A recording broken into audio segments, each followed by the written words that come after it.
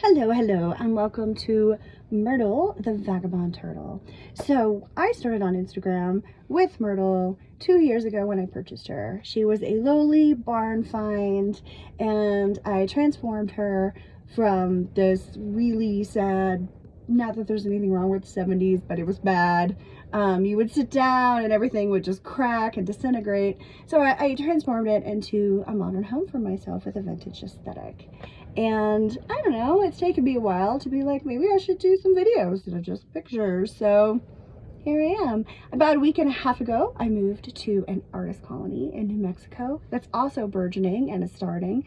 I think they've been around since like February of March of this year. It's 2022 right now, December of 2022. So it's starting. I've just moved and people are interested sometimes in seeing my house. So hi. They're also interested in how do I finance life, maybe in the middle of nowhere, and how do I continue to be an artist and a performer. And so here's my channel about that. Welcome.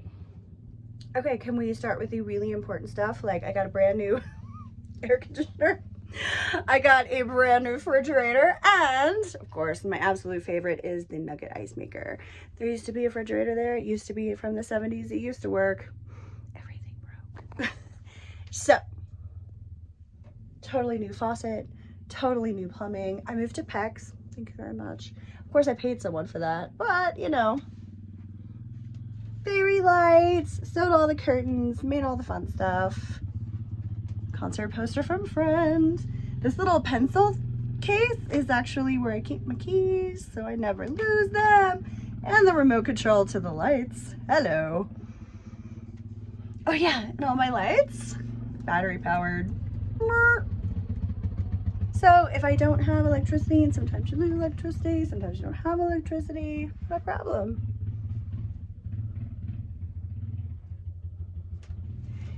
Really love living here. It has been fantastic so far. Obviously the boys are having a great time. My Hollywood vanity, which also doubles as my workstation during the week.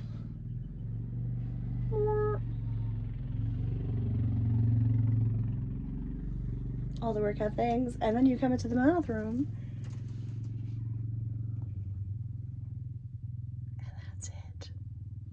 That's the tiny home.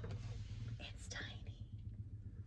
I think I did the math on it one time, 182 square feet. So yes, being organized is incredibly important if you're gonna make life work here. So I have a label maker. I love my label maker. Even if things are pretty obvious, I have them labeled because that's what I do. I have the closet for the fabulous fun thing, and then I have my closet for more practical wearings. You can see the original paneling that was right there in the back of that. And I painted my ceiling pink, but here you can see what the original looked like. It's sort of like bone white. I kept as much of the original vintage as I could. Whatever was usable, including my sheets. I found this lamp at a vintage shop when I was about, I don't know, 17. And so it has been with me a long time, and it always informs my design choices. So I think like my color scheme and what I go for in sort of like kitsch is inspired by this lamp. And those amazing bisque salt and pepper shakers are from Hollyhock Vintage in Detroit. And you can see the picture is from Lydia Burlesque, the film, with the Devil Dancer, which is what I do when I travel with burlesque. So here you can see just, you know, some of my fun art and my view. Oh my gosh. So in the bathroom, I try to utilize things as much as possible and try to keep things tidy.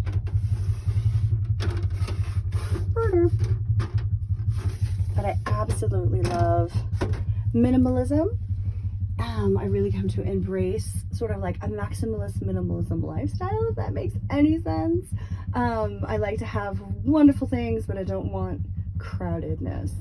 So I find that I don't spend near as much as I used to because I don't have room for stuff. I got this wonderful find from IKEA, and it was actually one of the hardest things to put together that I've ever gotten from IKEA, but I did eventually figure it out. And on the inside, this is where I keep all my makeup. This is my dumbbell collection from Blog Ladders, and it came from Target, as well as my watch winder. I have the important things in life. I've got a TV lamp that glows from behind from the 50s. And then I love Crosley. I love Crosley because they take all these wonderfully modern appliances and make them look very retro. So it sort of like fits in with my aesthetic. This is another lovely find from Hollyhock Vintage. And this was repurposed. This was here when I bought the trailer, and I made it my remote control holder thingy. I inherited my grandfather's record collection. So that is an original print of Songs for Swingin' Lovers. I love Frank Sinatra. He's my favorite singer. Those two are ferals that came to live with me at the last place that we were at. I would leave the door open and I would feed the ferals, and they just, you know, moved in one day. So here they are. This is Agent Mulder and Captain's Courageous. And of course, this is just a really fun Urban Outfitters. It is incredibly windy outside today, but this is my orange door, which I love and adore. So everything kind of goes with this orange, avocado, yellow, 70s vibe. That amazing rag was from Overstock, of all things. Those are my plastic flamingos, and they go by Bonnie and Clyde. You can hear the ETB out here while they're working. So that is my Starlink. Because without it, I couldn't work remotely. It's the new edition for RVs. It's super mobile, and it was $599 for the equipment, and then $135 a month for service. Peekaboo. So yeah, this is where she be, and the mountains. So you see the Pilanchillo Mountains behind me, and this is where the lots are for sale. So I've made some friends, and we're gonna get lots together, make a moat of cool. So here we are on another country road, and people be like, how come you wear ponytails every day? And I'm like, because I don't enjoy eating hair.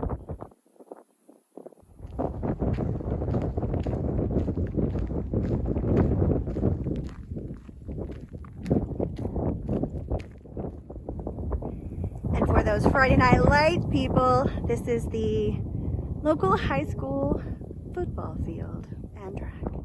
Do I run on that track? Yes. Yes, I do. And I've never seen another person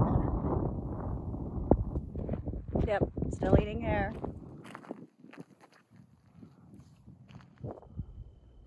So desert. I love it. Gorgeous. So this is our laundry facilities. Ooh, ah. Ooh, ah. So this is like my favorite visage here. I don't know, some sort of landscaping, something or other, that was done a long, long time ago. Sort of forgotten. So here we are, the official scenic historic marker for Smuggler's Trail. Smugglers once crossed this area with mule trains of contraband from Mexico to be traded for merchandise in Arizona. In the summer of 1881, a group of Mexican smugglers were killed in Skeleton Canyon by members of the Clanton gang, including Old Man Clanton, Ike and Billy Clanton, and Curly Bill. Other side, the Clanton hideout. The infamous Clanton gang had two crude dugouts here in the 1880s that served as hideouts and a base for wide-ranging outlaw activities, particularly in connection with the Curly Bill gang's depredations along the Smuggler's Trail that passed by here. Old Man Clanton was ambushed below the border in revenge for a Skeleton Canyon massacre. So this is my foray into snowbirding, and this is my winter home. So I could never do this without being a remote worker. I would say that the pandemic completely changed my life, in some horrible ways and some really wonderful as well. So I just take the good with the bad and know that I was able to go on to a different life path that continues to support me being a performer, and to allow me to make the most of the money that I have, so my money can make me money and buy assets and build businesses instead of paying rent. So yeah, it may not be for everyone, and it's not for me year round, don't get me wrong, but 4 or 5 months out of the year, yeah, I'm down. So thanks for watching, and there'll be a lot more to come.